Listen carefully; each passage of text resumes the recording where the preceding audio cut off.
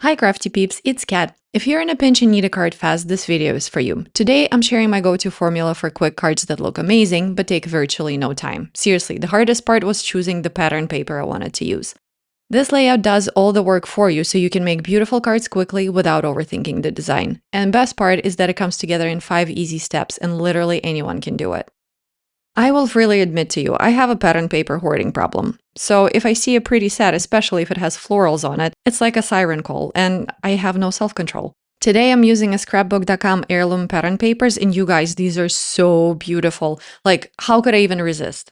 If you have some floral papers that have been sitting in your stash for a hot minute, now's their time to shine. The layout I'm using today is the perfect way to put those papers to good use. The hardest part for me was deciding which pattern to use and which metallic cardstock to pair them with. In the end, I settled on the moody green pattern and a coral one, both with gorgeous large florals, and I paired them with a coppery shimmer and a champagne cardstock. So that's your step 1. Pick your papers. The next thing I'm gonna do is figure out my crop for the frame. That's your step 2. Grab your frame dies and choose your crop. I'm using Simon Says stamp dies here that cut out pretty dainty frame, but if you don't have any frame dies, you can use your nesting dies here. Just tape them together to create a frame of whatever thickness you want. And I'll also bring in my sentiment and play around with the placement. Once I know my crops, I will cut out my frames and my sentiments. And for the sake of efficiency, I'm taping the sentiment inside the frame piece so that I can die cut both elements in one go. That's one of those things that saves you time in the end because a couple of minutes here, a couple of minutes there, it all adds up.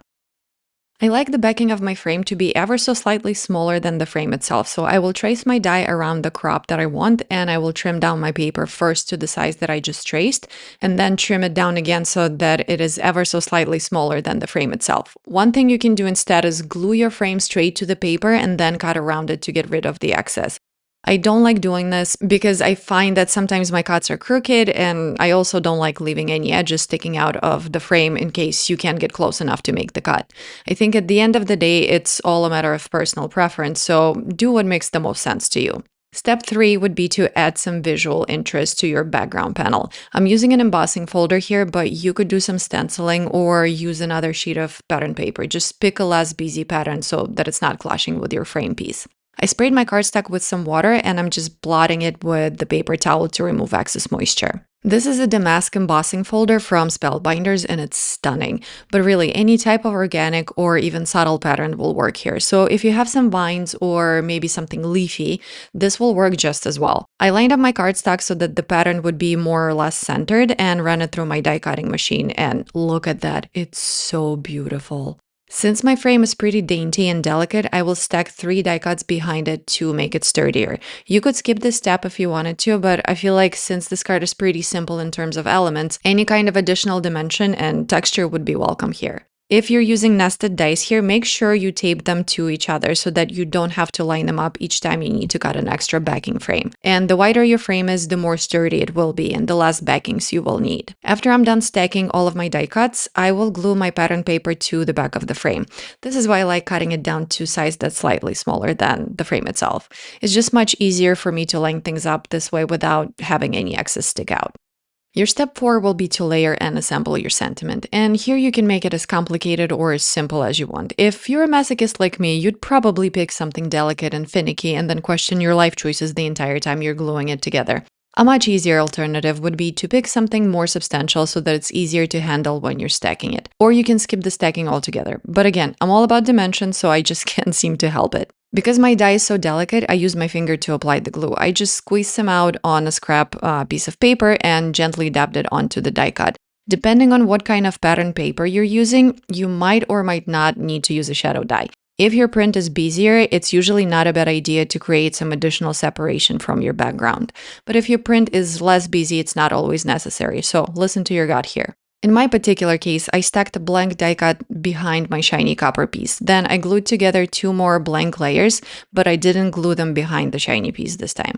That's because I want to create additional lift from my background, so I will glue those extra 2 layers on the back side of my vellum shadow. So first I will glue my shiny copper piece that's stacked 2 layers thick in total to my vellum shadow like you typically would. Then I will attach my other piece that consists of those 2 blank layers from the back of the sentiment. I'm basically sandwiching my vellum shadow between my sentiment die cuts, and I will line up the letters the best I can. Here's the close-up for you. This will make it look like the vellum shadow is lifted off of the background and like it's kind of floating above it. All of this is completely optional. I just like small little details like this, so, I just have to make my own life difficult here. Okay, we are on our final step 5, which is assembly. First, I will attach my embossed panel to my card base. I'm just using plain white cardstock here for a base, but you can make your base out of colored cardstock instead. And I'm using the corner of my scoring board to help me line things up. You just put your card base into the very, very corner and then push your panel into the corner as well. Easy peasy. And then just press everything down really well to adhere, especially if your background is very textured. I also like to check my card from the inside to make sure nothing is sticking out anywhere. Then we're gonna attach the frame to the front. I'm using some 2mm foam tape for an additional lift. Again, totally optional, you can glue the frame straight to the panel. I've put some liquid glue on the foam tape so that I can have some slip and extra wiggle room in case I don't stick the landing. The glue prevents the foam tape from sticking straight away. And I'll center my panel the best I can and will press it down and put something heavy on it to help it adhere properly. I will then attach my sentiment using liquid glue. I'm just doing tiny dots so that I don't have the glue oozing out everywhere. I'm placing my sentiment in the lower center about a third of the way down the card. I really didn't want to cover up those gorgeous florals in the center. And I'll kind of wiggle the sentiment into place so that it looks more or less even. I don't think it's possible to get these types of scripty fonts entirely straight, so as long as it looks straight, I'm happy. And here we go, a completed card for you. This is such a simple formula, some pattern paper, a frame die cut, a sentiment, and some textured background, and voila, you got yourself a gorgeous card. You see how the vellum shadow looks like it's lifted off the background? And here's the second card I made, but this one is more of a monochromatic version and a tighter, smaller crop. And I have to say, I kind of like the chunkier border all around more than the other card.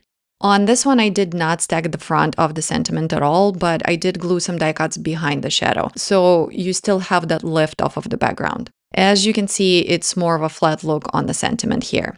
And here are both of them side by side. Don't forget to subscribe and let me know in the comments which card is your favorite. I'll catch you guys in the next video.